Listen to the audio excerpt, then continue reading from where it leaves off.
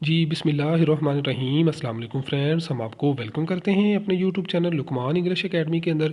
So friends, आज की video के अंदर हम बात करेंगे पाकिस्तान आर्मी, नेवी और एयर फोर्स की जितनी भी ब्रांचेस के अंदर जब आप लोगों का टेस्ट होता है तो उसके अंदर आपने फ़िज़िक्स के टेस्ट की तैयारी किस तरीके से करनी है और आपके जो फ़िज़िक्स के सवाल हैं वो तकरीबन किस अंदाज से आते हैं।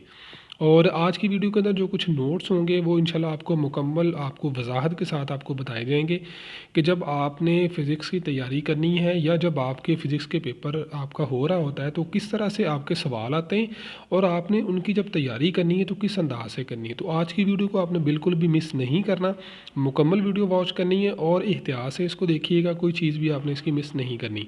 यहाँ पर मेरी आप लोगों से एक रिक्वेस्ट है कि वीडियो मैंने बड़ी मेहनत के साथ और बड़ी जो इंपॉर्टेंट चीज़ें वो मैंने सारी इसमें शामिल करके फिर इसको बनाया, तो काइंडली वीडियो को मुकम्मल वॉच कीजिएगा और एक अच्छा सा कमेंट लाजमी आपने इस पे करना है।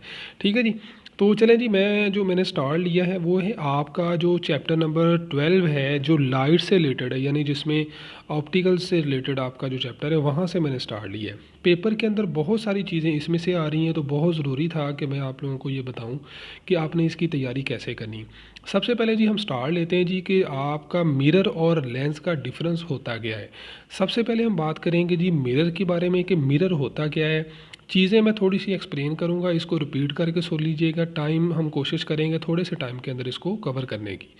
अच्छा, अब देखिए मिरर क्या होता है। मिरर एक रिफ्लेक्टिंग सरफेस होती है, यानी कोई भी एक ऐसी चीज़ जो रिफ्लेक्ट करे, यानी चीज़ें जब उसके साथ टकराएं तो वापस आ जाएं।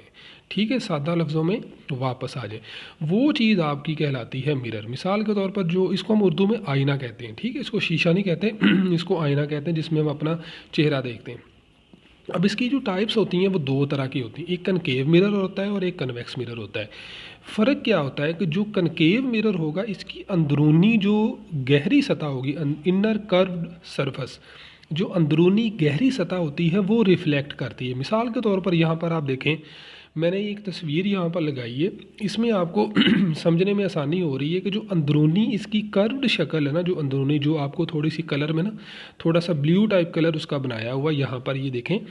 तो अब यहाँ पर आप इसको गौर से देखें तो आपको समझ आएगी कि इसकी जो अंदरूनी सतह होगी जो कर्व्ड होगी वो रिफ्लेक्ट करेगी। ये होगा आपका कन्वेक्स मिरर। ठीक है, ये आपने ज़हन में रखना है।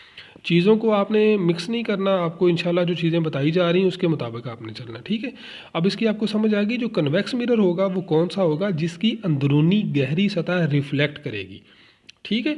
अच्छा, उसके बाद हम आते हैं कनकेव मिरर पे। सॉरी, यहाँ पर मैंने कनकेव लिखना था, इसको तो इसको आपने कनकेव लिखना था, मैंने यहाँ पर इसको आप चेंज कर लीजिएगा। अब उसके बाद हम आते हैं अगले जो आपका जो क्वेश्चन है वो है कनकेव मिरर। ठीक है, जैसे मैंने आपको कहा पहले कन्वेक्स था आपका, अब ये कनकेव है, यहाँ पे इसको ठीक कर लीजिएगा।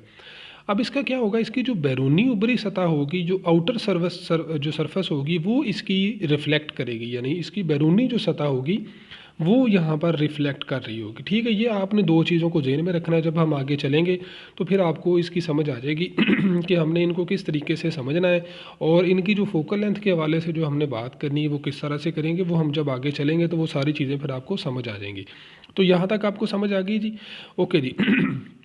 उसके बाद ही हम जो अगली जो चीज़ की तरफ हम जाने वाले हैं ये बड़ी इंपॉर्टेंट है। क्योंकि आपका जो क्वेश्चन आता है वो लाजमी तौर पर इसमें से, तो ये है जी रिफ्लेक्शन ऑफ लाइट। तो ये क्या है जी कि when light travelling in a certain medium falls on surface of another medium, a part of it turns back, यानी जब लाइट किसी दूसरी चीज़ के साथ जाके टकराती है, किसी दूसरी सरफेस से टकराती है तो वो वहाँ से बैक आ जाती है, वापस आ जाती है। मैंने शुरू में कहा ना कि ये जो आपकी रिफ्लेक्शन है इसका मकसद ही ये वाला है।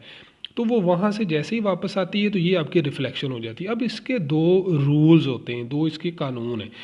पहला जो कानून है वो जब मैं नीचे आपको थोड़ा सी इसकी शक्ल दिखाऊंगा, थोड़ी सी फिगर दिखाऊंगा, आपको उससे आसानी से समझ आ जाएगा, लेकिन यहाँ पर इसके रूल को समझना है। इसका जो मेन रूल है वो आपने जो मेन इंपॉर्टेंट रूल है ना वो रूल नंबर 2 है। वो ये है कि जो इसका एंगल ऑफ इंसिडेंस होता है ना, यानी आई, ये एंगल ऑफ रिफ्लेक्शन के इक्वल होता है। ये आपने ज़हन में रखना है। क्लियर है जी, बात समझ आ गई आपको। यानी जो इसका एंगल होगा ये दोनों एंगल बराबर होते हैं रिफ्लेक्शन के अंदर। अच्छा, यहाँ पे देखें जी, ये आपकी एक शक्ल बन रही है जो मैंने यहाँ पर रिफ्लेक्शन की आपको बताई है। एक आपके पास प्लेन मिरर है, ठीक है ना, मिरर के अंदर रिफ्लेक्शन होती है। ठीक है, ये एक मिरर है, इंसिडेंट रे आई है यहाँ से, ये मैं आपको दिखा देता हूँ। ये वाली इंसिडेंट रे है और यहाँ से आके टकराई और रिफ्लेक्टेड रे बन गई है। अब हमने क्या करना है, यहाँ पर जब हम इस पॉइंट पे देखें, ये जो आपका पॉइंट सेंटर पॉइंट बन रहा है ये वाला, यहाँ पे हम देखें तो एंगल ऑफ इंसिडेंट और एंगल ऑफ रिफ्लेक्शन ये दोनों इक्वल हैं, ये ज़हन में रखना है आपने। ठीक हो गया। उसके बाद जी हम आ जाते हैं जी, रिफ्लेक्शन की कुछ टाइप्स होती हैं। तो दो तरह की टाइप्स होती हैं मेनली, रेगुलर और इरेगुलर। जो रेगुलर रिफ्लेक्शन होती है वो स्मूथ सरफेस के अंदर होती है। ठीक है जी, ये ज़हन में रखिएगा, आपसे पूछ लिया जा सकता है कि रेगुलर रिफ्लेक्शन कौन सी सरफेस पे हो सकती है, वो स्मूथ। और इरेगुलर जो होगी ये रफ़ सरफेस के ऊपर होती है, जो रफ़ टाइप होती हैं। क्लियर है जी, ये भी समझ आ गई आपको। उसके बाद आ जाते हैं जी फोकल लेंथ के ऊपर, जो हमारी मेन जो आपकी चीज़ है जिसके ऊपर आपने बात करनी है, और इसमें से लाजमी क्वेश्चन आता है, कोई भी आपका पेपर हो तो फोकल लेंथ के ऊपर लाजमी आता है। दोनों तस्वीर मैंने आपके सामने रखी हुई है, कनकेव की भी और कन्वेक्स की भी, कनकेव मिरर और कन्वेक्स मिरर। मैंने जैसे आपको बताया था कि जो कनकेव मिरर होता है इसकी अंदरूनी गहरी सतह रिफ्लेक्ट करती है, और जो कन्वेक्स होता है इसकी बैरूनी ऊपरी सतह रिफ्लेक्ट करती है। ठीक है, ये दोनों तस्वीर आपके सामने। अब हम सबसे पहले जो आपकी कनकेव मिरर की तस्वीर है हम उसको लेते हैं। यहाँ पर ये कनकेव मिरर है आपके पास, इसकी अंदरूनी गहरी सतह रिफ्लेक्ट कर रही है, रेज आ रही हैं रेड कलर में, आपको एरो के साथ रेज का पता चल रहा है। रेज जैसे ही मिरर के साथ टकराई उसकी अंदरूनी सतह के साथ, तो वो एक जगह पे इकट्ठी हो रही हैं। ठीक है, जिस जगह पे ये रेज इकट्ठी हो रही हैं इसको हम कहते हैं कि ये फोकल, इनका इसका प्रिंसिपल फोकस है, इसको हम प्रिंसिपल फोकस कहते हैं। ये समझ आ रही है, जो मैंने यहाँ पर एरो ये लगाया हुआ, मैंने सर्कल लगाया हुआ। इसी तरह से अगर आप दूसरी साइड पे देखें तो आपके पास कन्वेक्स मिरर है, इसकी बैरूनी ऊपरी सतह रिफ्लेक्ट करती है। ये एक वर्चुअल इमेज होता है, ये हकीकत में ऐसे नहीं होता, ये वाला इस तरह से काम नहीं करता। हमने समझने के लिए इसको हमने इस अंदाज से लिया, क्योंकि रेस तो वापस चली जाती हैं, लेकिन हमने इसको समझने के लिए इसका भी एक हमने वर्चुअल सा इमेज बनाया होता है। कन्वेक्स की बात कर रहा हूँ। ठीक है, अब यहाँ पर क्या होगा, जिस जगह पर रेज इकट्ठी हो रही है उसको हम कहते हैं प्रिंसिपल फोकस। ठीक है, जो आपका कनकेव होता है, कनकेव मिरर, इसका रियल बनता है, और जो कन्वेक्स मिरर होता है इसका वर्चुअल बनता है। वो कैसे बनता है आपने देख लिया।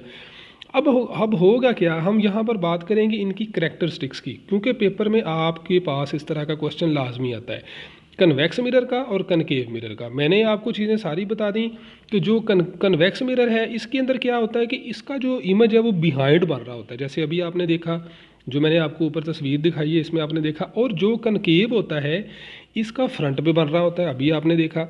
अच्छा, उसके बाद जो मेन इंपॉर्टेंट चीज़ है वो ये आपने याद रखनी है कि जो आपके पास कन्वेक्स मिरर है इसका वर्चुअल इमेज बनेगा, इसका फोकस होगा वर्चुअल, इसकी वर्चुअल ही इसका बनेगा। ठीक है, जो कनकेव होगा इसका रियल बनेगा, ये ज़हन में रखना है आपने। ठीक है, अच्छा, उसके बाद हम बात कर लेते हैं जी मिरर फार्मूला। तो फार्मूला जो मिरर का जिससे हम कैलकुलेशन करते हैं मुख्तलिफ़ चीज़ों की, वो 1/f is equal to 1/p plus 1/q होता है। अच्छा, अब ये आपने टेबल भी याद रखना है, ये जो टेबल है ये आपके याद रखने का। जितना कुछ मैंने आपको समझाया इस टेबल के लिए समझाया, वो क्या है जी, सबसे पहले क्वांटिटी है when positive when negative. Quantity कौन सी है, यानी जो मिकदार कौन सी है, वो पॉजिटिव कब होगी, नेगेटिव कब होगी। तीन क्वांटिटीज़ आपको दी गई, जो अपने ऊपर फार्मूला पड़ा था उसमें P था, F था, Q था। P मीन कि जो distance of object, Q mean कि जो ऑब्जेक्ट का जो इमेज का डिस्टेंस होगा, और F आर फोकल लेंथ। जो कनकेव मिरर होगा इसकी सारी वैल्यूज़ पॉजिटिव होंगी, कनकेव मिरर, क्योंकि इसमें रियल बन रहा होता है। जो कन्वेक्स मिरर होगा इसकी सारी वैल्यूज़ नेगेटिव होंगी। बात समझ रहे हैं इसकी, क्योंकि इसके अंदर जो वर्चुअल इमेज बन रहा होता है, यानी इसमें सिर्फ P तो पॉजिटिव ही रहेगा, वो सबके अंदर पॉजिटिव रहता है, लेकिन F और Q इसमें माइनस हो जाएगा। वो आपको समझ आ गई, वो जो मैंने आपको ऊपर चीज़ बताई थी कि ये इमेज रियल नहीं बन रहा, ये इमेजिनरी बन रहा होता है या वर्चुअल बन रहा होता है। आई होप कि यहाँ तक आपको रिफ्लेक्शन की समझ आ गई होगी। अब हम आते हैं रिफ्रैक्शन। तो refraction is a different thing.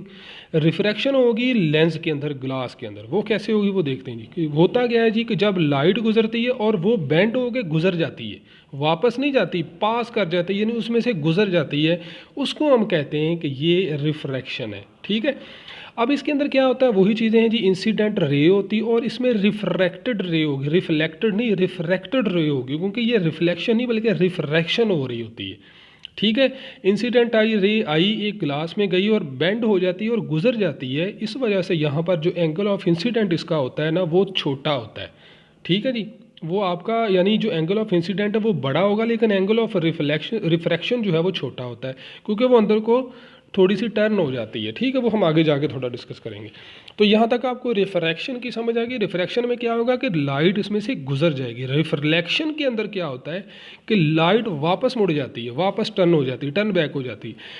अच्छा, उसके बाद हम बात करते हैं जी रिफ्रैक्टिव इंडेक्स की। रिफ्रैक्टिव इंडेक्स क्या होता है जी, फार्मूला आपने देखा ऊपर। उसके बाद जो अभी हमने चीज़ डिस्कस करनी है वो आपकी होगी जी कि टोटल इंटरनल रिफ्लेक्शन। ठीक है, रिफ्रैक्टिव इंडेक्स का ऊपर फार्मूला, इसको याद रखिए, इसको स्नेल्स लॉ भी कहते हैं, वो याद रखना है आपने। टोटल इंटरनल रिफ्लेक्शन क्या होती है कि जब लाइट जाती है और वो वापस आ जाती है, देखे ना जैसे रिफ्लेक्शन हुई ना, ऐसी लाइट गई भी है लेकिन वापस भी आई है। वो कैसे होती है, जब उसका एंगल ऑफ इंसिडेंस उसका बड़ा हो जाए, उसके एंगल ऑफ रिफ्रैक्टेड एंगल से, यहाँ पर सॉरी सी लिखा गया, तो एंगल ऑफ इंसिडेंट उसका जब बड़ा हो जाए एंगल ऑफ रिफ्रैक्शन से, तो उस सूरत में लाइट अंदर की अंदर ही रह जाती है। ठीक है, ये इसको ज़हन में रखिएगा, ये आपसे पेपर में आएगा। यहाँ पर आपको एक एग्जांपल दी जा रही है। देखें, इसमें एंगल ऑफ इंसिडेंट जो था वो इसके क्रिटिकल एंगल, सी का मतलब क्रिटिकल एंगल भी होता है कि जब वो 90 पे चला जाए तो उसको हम क्रिटिकल एंगल कहते हैं। ठीक है जी, इसकी समझ आ गई आपको। उसके बाद हम आ जाते हैं लेंसेज के ऊपर। अब देखिए लेंस क्या होता है। जैसे आपने मिरर पढ़ा, इस तरह से थोड़ा सा डिफरेंट आपका लेंस होगा। लेंस होता है एक ट्रांसपेरेंट मीडियम यानी जिससे आप दूसरी तरफ देख सकते हैं, जिसको सादा लफ्ज़ों में हम शीशा कहते हैं। ठीक है, जो शीशा होता है यानी ग्लास, दूसरी साइड पे आप उससे देख सकते हैं। दो इसकी टाइप्स होती हैं, दोनों टाइप्स के दो दो नाम हैं, ये जेन में रखिएगा। दो टाइप्स हैं, दोनों के दो दो नाम हैं और ये पेपर से लाजमी आते हैं आपके। कन्वेक्स है और कन्वेक्स लेंस होता है, इसका नाम होता है कन्वर्जिंग लेंस, ये जेन में रखना है आपने। इसकी पहचान क्या होती है कि ये थिक होगा सेंटर से लेकिन थिन होगा आउटर साइड से, यानी अंदरूनी जो सतह होगी इसकी ये मोटा होगा, साइडों से ये बारीक होगा। सादा लफ्ज़ों में जैसे ये आप तस्वीर में देख रहे हैं, साइडों से बारीक है और सेंटर से ये थिक है। क्लियर है। उसके बाद है जी कनकेव लेंस, इसका दूसरा नाम है डाइवर्जिंग लेंस, ये जेर में रखना है आपने, कन्वर्जिंग और डाइवर्जिंग। ठीक है जी, ये क्या होगा जी, उसके ऑपोजिट होगा। ये थिन होगा सेंटर से और थिक होगा आउटर एज से। ये जैसे आप देख रहे हैं, यानी दरमियान से बारीक होगा, साइडों से मोटा होगा। ठीक है। अच्छा, अब हम आ जाते हैं जी इनकी फोकल लेंथ के ऊपर। इनकी फोकल लेंथ भी हमने वैसे ही कैलकुलेट करनी है जैसे हमने मिरर की थी। अब यहाँ पर मैं आपके सामने एक तस्वीर बना रहा हूँ बिल्कुल वैसे ही जैसे आपने मिरर की बनाई थी। ये कन्वेक्स लेंस होगा जो दरमियान से मोटा होगा, साइडों से पतला होगा। यहाँ पर देखें वही चीज़ें, वही तरीक़ेकार कि रेज़ आ रही हैं लेकिन इसमें से पास हो रही हैं, गुजर रही हैं, बैक नहीं जा रही, पास हो रही हैं। रेज़ आई, वो यहाँ पर एक पॉइंट पे आके इकट्ठी हो रही हैं। इस पॉइंट को हम कहते हैं प्रिंसिपल फोकस। ठीक है, ये प्रिंसिपल, ये फोकल लेंथ नहीं, प्रिंसिपल फोकस होता है। इसी तरह से अब यहाँ पर देखें कनकेव लेंस के अंदर क्या हो रहा है। कनकेव लेंस में ये है कि यहाँ पर रेज इकट्ठी नहीं हो रही बल्कि लहदा हो रही हैं, डाइवर्ज हो रही हैं, डाइवर्जन हो रही है, लेकिन हमने उनको एक जगह पे इकट्ठा किया है इमेजिनरी तौर पर, वर्चुअल के तौर पर। इस वजह से हमने चीज़ें यहाँ पर देखनी, ये चीज़ें बहुत ही इंपॉर्टेंट है। इसमें क्या है जी, सबसे पहले फोकल लेंथ कैसे है जी, फोकल लेंथ पॉजिटिव होगी कि इसमें कन्वर्जिंग लेंस में जो कन्वर्ज हो रहा है, इकट्ठा हो रहा है, जो आपका कन्वेक्स लेंस था उधर कनकेव के अंदर होती थी लेंस, मिरर के अंदर। ठीक है, ये ज़हन में रखिएगा। उसके बाद F is negative for diverging lens. जो डाइवर्जिंग लेंस है वो कौन सा था आपका, कनकेव लेंस था आपका। समझ आ गई आपको, थोड़ा सा ज़हन में रखना है आपने, इसमें कन्फ्यूज़ नहीं होना आपने। उसके बाद है जी हम अगर हम डिस्टेंस की बात करें जो डिस्टेंस होता है वो तकरीबन दोनों के अंदर पॉजिटिव ही होता है और नेगेटिव तब होगा जब ये आपका उस दूसरी शक्ल में हो जाता है, यानी वर्चुअल में आ जाता है। तो उस सूरत में जो इमेज है ये बड़ा इंपॉर्टेंट है। इमेज यानी जिसको हम क्यू से हम लिखेंगे हम इसको, ये पॉजिटिव होगा जब रियल होगा, यानी जब ये कन्वेक्स के अंदर होगा ये क्यू होगा, और जब क्यू नेगेटिव तब होगा जब ये कनकेव लेंस के अंदर होगा। ठीक है, लेंस और मिरर को आपने मिक्सअप नहीं करना, इसको गौर से आपने समझ लेना जो चीज़ें आपको बताई गई हैं। उसके बाद है जी आपका आ जाता है जी कि पावर ऑफ लेंस, यानी लेंस का जो फार्मूला है उसकी जो पावर हम किस तरह से कैलकुलेट करते हैं। ये जो फोकल लेंथ हम इस्तेमाल करते हैं ना, ये इसका रेसिप्रोकल होता है, यानी इसका उलट होता है। नीचे आपको फार्मूला भी नज़र आ रहा है कि 1/, फोकल लेंथ होती है, ये मीटर्स के अंदर होती है, और इसका जो यूनिट होता है ना वो होता है डायोप्टर, यानी 1 डायोप्टर का मतलब है 1 मीटर। ठीक है, ये ज़हन में रखिएगा, ये आपका पेपर में आ जाता है। उसके बाद जी आ जाता है जी अकोमोडेशन। अकोमोडेशन का मतलब जैसे हम कहते हैं ना, अकोमोडेशन का मतलब अकोमोडेट करना, सेट करना, कि जो हमारी फोकल लेंथ होती है इसको हम वेरिएशन करते हैं, आँख के मुताबिक चीज़ों को देखते हैं, आगे पीछे करते हैं। इसको हम कह देते हैं अकोमोडेशन। ये 2 पॉइंट बहुत ही इंपॉर्टेंट हैं जी, कि आपका नियर साइटेडनेस क्या होती है और शॉर्ट साइटेडनेस या फॉर साइटेडनेस क्या होती है। इसको मायोपिया कहते हैं और जब ये किसी के साथ हो जाए तो इसका जो सोल्यूशन होता है ना, यानी इसको जब करेक्शन हमने इसकी करनी होती है तो हम डाइवर्जिंग लेंस इस्तेमाल करते हैं, जो कि आपका डाइवर्जिंग कौन सा होता है, जो आपका कनकेव लेंस होता है, ये ज़हन में रखिएगा, ठीक है। उसके बाद है जी फास्ट साइटेडनेस जो होती है आपकी, उसको कहते हैं हाइपरमेट्रोपिया। तो इसको हमने कैसे करना है, जो कन्वर्जिंग लेंस होता है वो हमने लगाना है, और कन्वर्जिंग लेंस मैंने आपको बताया कि वो आपका कन्वेक्स लेंस होता है, ठीक है जी। सो जेंटलमैन, आई होप कि यहाँ तक आप लोगों को समझ आ गई होगी कि हमने किस तरह से इस चीज़ को समझना है, लेंस को और मिरर को, दोनों के डिफरेंस को समझें। इसको एक दफ़ा फिर सुने, वीडियो को दोबारा देखें, इंशाल्लाह ये आपके लिए बहुत ही हेल्पफुल होगी। सो आई होप कि आपको वीडियो अच्छी लगी हो। बड़ी मेहनत से भी वीडियो बनाई है तो कम से कम एक अच्छा सा कमेंट तो ज़रूर करें।